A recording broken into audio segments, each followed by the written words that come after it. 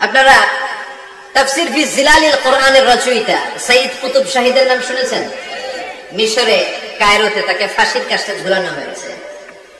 উনি ইসলামী আন্দোলনের দাওয়াত যখন শুরু করলেন, ইসলামের সঠিক ব্যাখ্যা যখন দিতে আরম্ভ করলেন, সামাজিক জাহালাতকে দুমড়ে মুচড়ে পদদলিত করে তিনি কোরআনের বাণী যখন মিশরের যুবক শ্রেণীদের হৃদয়ে গেড়ে দিতে চাইলেন, প্রথিত করতে চাইলেন, এই অ্যাক্টিভিটিজের অংশ হিসেবে তিনি কোরআনের তাফসীর লেখার কাজে হাত দিলেন আর লিখে ফেললেন জগৎ বিখ্যাত তাফসীর, তাফসীর ফি জিলালিল কোরআন।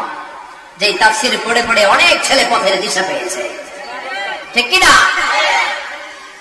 এই তাফসীর লেখার কারণে মিশরের মধ্যে নতুন আন্দোলন তৈরি হয়ে যায়। সবার মুখে এক কথা, সৃষ্টি যার, আইন চলবে আল্লাহর আইন ছাড়া অন্য কোন আইন দিয়ে মিশরের মুখে কোনো বিচার আমরা হতে দেব না। মিশরের তাগড়া যুবকগুলো কায়রোর রাস্তায় নেমে এলো, ঘোষণা দিল সৃষ্টি যার, আইন চলবে তার।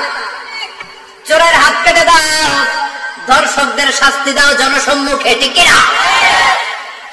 দুর্নীতিবাজদেরকে আইনের আওতায় আনো। দেশের শত্রু, দশের শত্রু, স্বাধীনতার শত্রু সবগুলোর বিচারের আওতায় আনো কোরআনের আলোকে, ঠিক কিনা?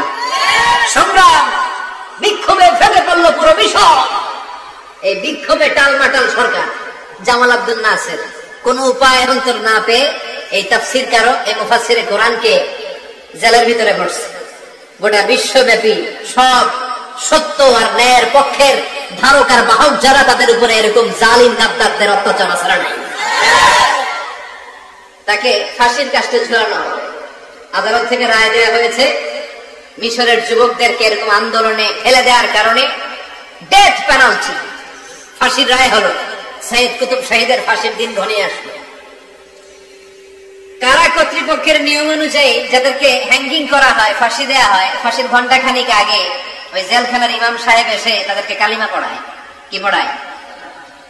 আফদালুয যিকরি লা ইলাহা, এই যে শ্রেষ্ঠ জিকির, এই শ্রেষ্ঠ জিকিরটা এসে পড়ায়। সাইয়্যিদ কুতুব শাহীদের ফাঁসির কাস্টে দাঁড়ানোর 1 ঘন্টা বাকি।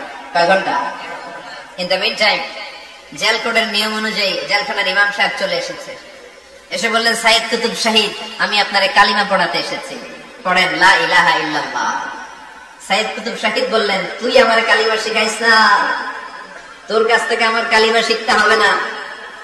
এই কালেমা আমি খুব ভালো করে জানি, যে এই কালেমার তালিম দেওয়ার জন্য সরকার তোরে বেতন দিয়ে রাখে, ওই কালিমার ব্যাখ্যা করার কারণে আজকে আমার ফাঁসির মঞ্চে দাঁড়ানো লাগতেছে। চিল্লায় এখন, ঠিক কিনা?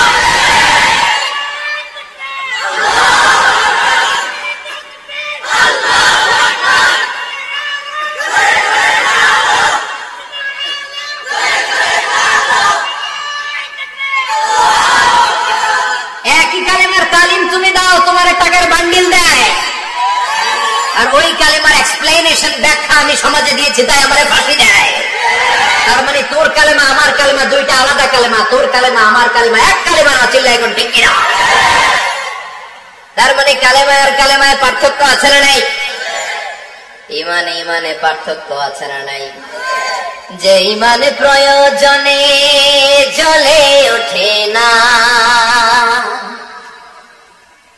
যে ইমান সত্যনের কথা বলে না, যে ইমান প্রয়োজনে জ্বলে ওঠে না,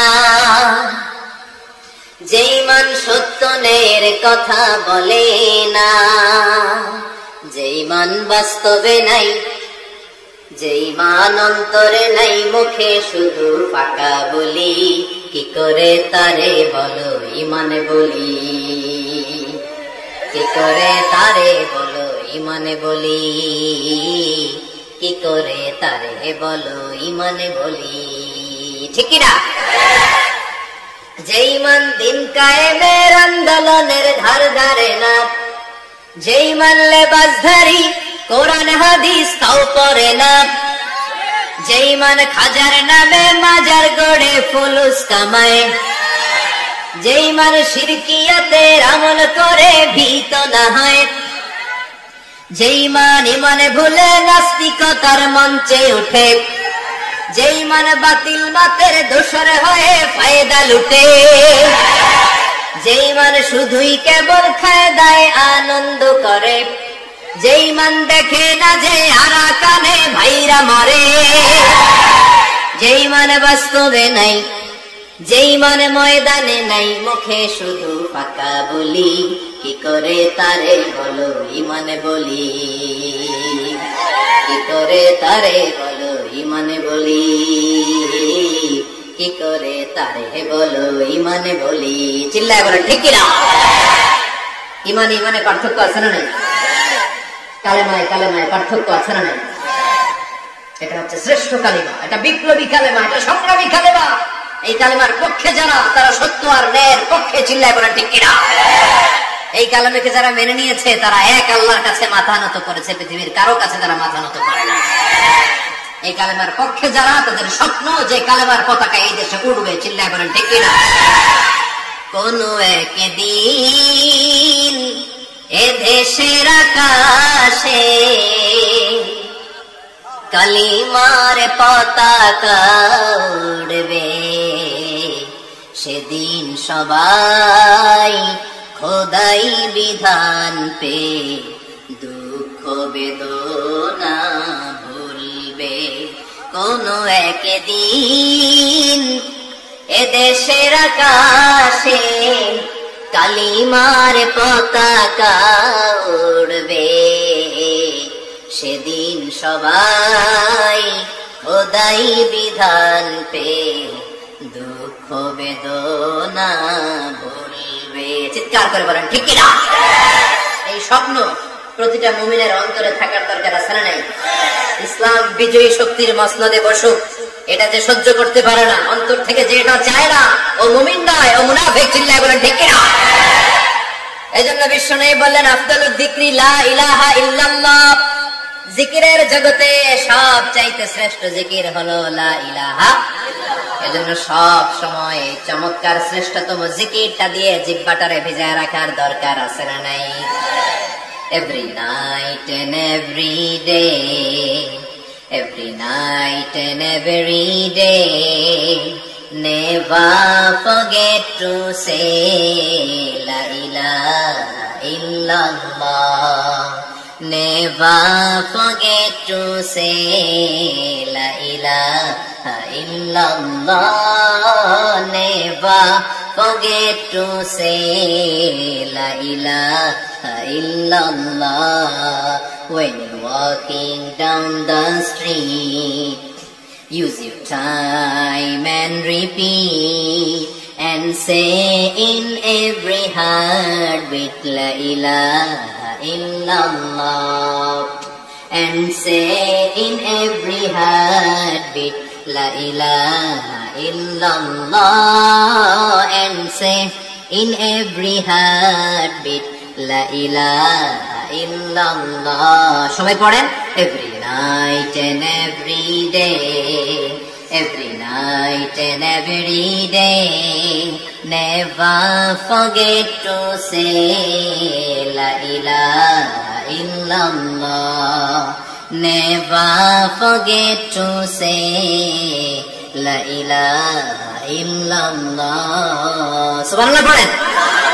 Every night and every day, প্রতিদিন প্রতি সকালে never forget to say, এটা বলতে ভুলে যেও না, যে এই বাণীটা বলতে নিষেধ করা হলো, বাণীটা হলো লা ইলাহা আফদালুজ যিকর, সংগ্রামী বাণী।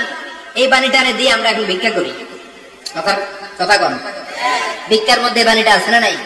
এটা কি ভিক্ষার জন্য আল্লাহ পাঠাইছে? এটা এমন সংগ্রামী বাণী, এই বাণীর সামনে সবকিছু মাথা নত করতে বাধ্য। চিল্লায় বলেন ঠিক কিনা? এজন্য আমাদের জিকির যেন হয় শুধু আল্লাহর জন্য। তাহলে বুঝলাম শ্রেষ্ঠতম জিকির হলো লা ইলাহা ইল্লাল্লাহ। আবার বিশ্বনবী বললেন, আহাব্বুল কালামি ইলাল্লাহি আরবাআ, আল্লাহর কাছে চারটা কথা সবচাইতে প্রিয়। চিল্লায় বলেন কয়টা? লা ইয়াদুরুকা বিআইয়িহিন্না বাদাতা, কোনটা দিয়ে শুরু করবা এটাতে সমস্যা নেই, আগে পিছে যেমনে মন চায় করো। চারটা কি? একটা হচ্ছে সুবহানাল্লাহ, আরেকটা হচ্ছে আলহামদুলিল্লাহ, আরেকটা হচ্ছে লা ইলাহা ইল্লাল্লাহ, আরেকটা হচ্ছে আল্লাহু আকবার। এই চারটার চেয়ে শ্রেষ্ঠ জিকির আর নাই। কথা বলেন, এটা এই চারটার ভিতরে ইল্লাল্লাহ আছে? কথা বলেন। এজন্য জিকিরকে আমরা খণ্ডিত করব। ঠিক যেমন যেমন সহিহ সুন্নাহ এসেছে তেমন তেমন জিকির করলে আপনার কলিজাটারে ঠান্ডা করে দেবে কে? ইল্লাল্লাহর ব্যাখ্যা থাকতে পারে, অনেকে ব্যাখ্যা করে যে এটার মধ্যে লা ইলাহা আছে, এটাকে গোপন রাখা হয়েছে, আমরা ইল্লাল্লাহ পড়ি না, ওটার দরকার নাই। বিশ্বনবী এবং সাহাবারা যেই পন্থায় জিকির করেছেন, যেই পন্থায় জিকির শিখিয়েছেন, ওইটার ভিতরে বরকত বেশি না কম? কথা বলেন, বেশি না কম? এই জন্য বিশ্বনবী বললেন আল্লাহর কাছে প্রিয় কথা চারটা। একটা হলো সুবহানাল্লাহ, দ্বিতীয়টা হলো আলহামদুলিল্লাহ, তৃতীয়টা হলো লা ইলাহা ইল্লাল্লাহ, চতুর্থটা হলো আল্লাহু আকবার। সুবহানাল্লাহ, আমার সাথে সাথে আওয়াজ করে পড়েন সুবহানাল্লাহ, আলহামদুলিল্লাহ, লা ইলাহা ইল্লাল্লাহ, আল্লাহু আকবার, সুবহানাল্লাহ, আলহামদুলিল্লাহ, লা ইলাহা ইল্লাল্লাহ। আওয়াজ করে পড়েন আল্লাহু আকবার। মনে থাকবে? জিকিরের আওয়াজ শেষ। এগুলোর চেয়ে শ্রেষ্ঠ জিকির নাই। সবচেয়ে শ্রেষ্ঠ জিকির লা ইলাহা ইল্লাল্লাহ, সবচেয়ে শ্রেষ্ঠ কালিমা আল্লাহর কাছে এই চারটা। একটু খেয়াল করে দেখেন, এই প্রতিটা জিকিরের মধ্যে আমার আল্লাহর নাম আছে না নাই?